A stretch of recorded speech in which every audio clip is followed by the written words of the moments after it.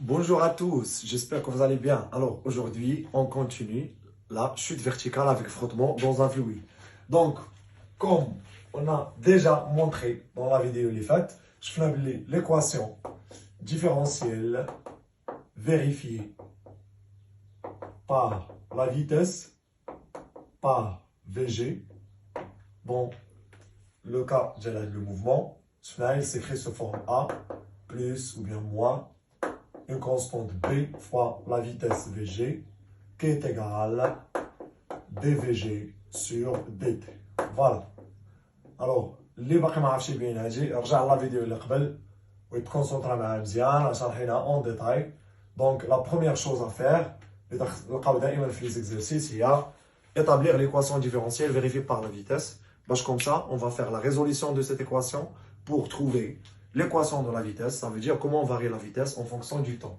Alors, cette équation,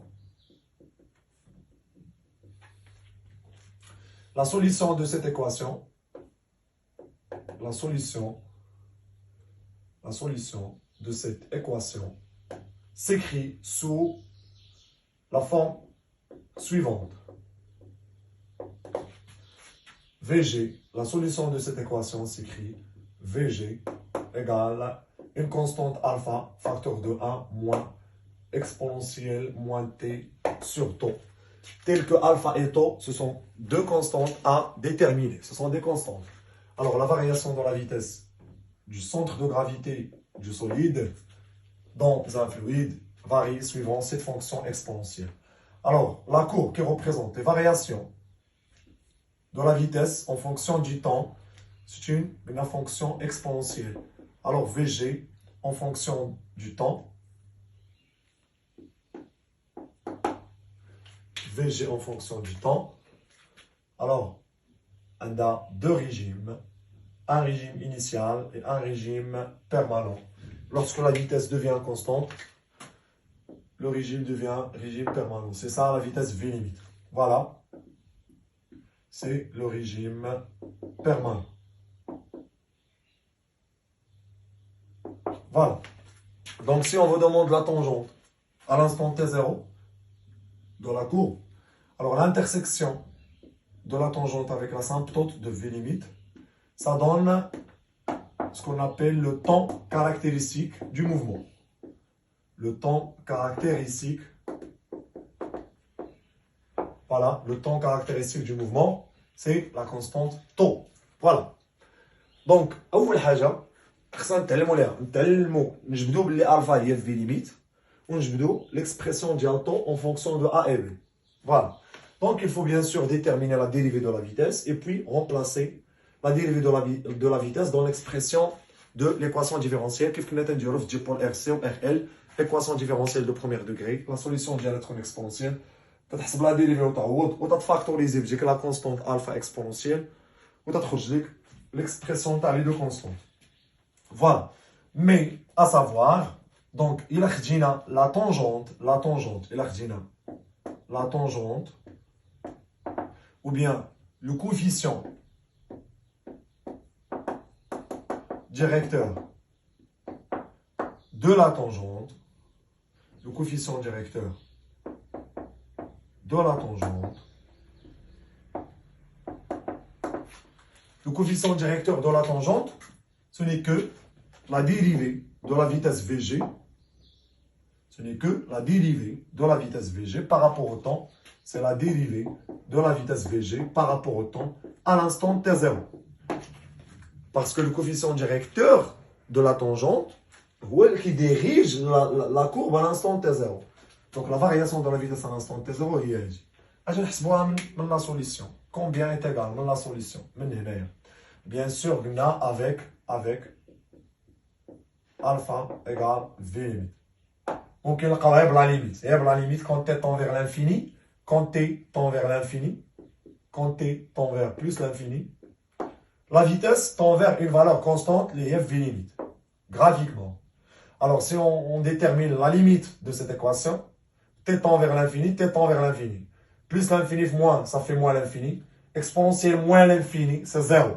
Donc si t tend vers l'infini, l'exponentielle tend vers 0. Donc la vitesse quand t tend vers l'infini est égale à alpha. Or, graphiquement, quand elle tend vers l'infini, la vitesse tend vers une valeur constante, c'est v limite. Donc, on peut déduire directement que alpha égale v limite, sans faire de calcul. Voilà. Alors, la dérivée, donc on va déterminer la dérivée de la vitesse à l'instant t0. La dérivée de vg à l'instant t0, calculons d'abord la dérivée. Ce n'est que la dérivée de v limite, facteur de 1 moins expo, moins t sur taux, le taux sur dt. Voilà. Alors, v limite, c'est une constante. Donc, ça va sortir dans la dérivée. Alors, est égal v limite. Voilà. V limite. La dérivée de 1, c'est 0. La dérivée de l'exponentielle moins t sur taux, c'est moins 1 sur taux. Avec moins, va être plus 1 sur taux exponentielle. Donc, j'ai v limite, 1 sur taux. Tous les v limite sur taux exponentielle moins t sur taux. Voilà. Alors, si on détermine la dérivée de la vitesse à l'instant t égale à 0, on obtient exponentielle 0, ça fait 1. Donc, on va avoir v limite sur taux. Voilà. Car exponentielle 0 égale à 1. Voilà. Alors, il a l'expression de v limite et taux est reliée par la dérivée de la vitesse à l'instant t0. Déjà, l'accélération hg, par définition, ce n'est que la dérivée de la vitesse vg par rapport au temps. Donc, c'est la définition de l'accélération. L'accélération, c'est la dérivée de la vitesse. Alors, il a quand l'accélération variable dépend de la vitesse. Il est donné la dérivée à l'instant t0, ce n'est que l'accélération à 0. Donc, l'expression il représente à 0. Car la dérivée de la vitesse à l'instant t0,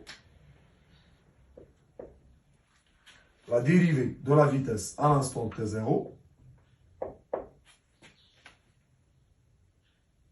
ce n'est que à 0 qui va être égal à v limite sur taux. Voilà. C'est ça l'expression de l'accélération à 0. Donc, qui relie à 0 et v limite est taux. Donc, on peut dire que taux est égal, taux, si vous voulez, et là, tous les a 0 fois taux est égal à v limite. Donc, v limite égale à 0 fois taux. Alors, il faut prendre de la relation taille. Bien sûr, v limite, il y a alpha, au taux, il y a 1 sur b, d'après l'équation différentielle. Donc, la notion a dit très importante à apprendre par cœur. Et merci.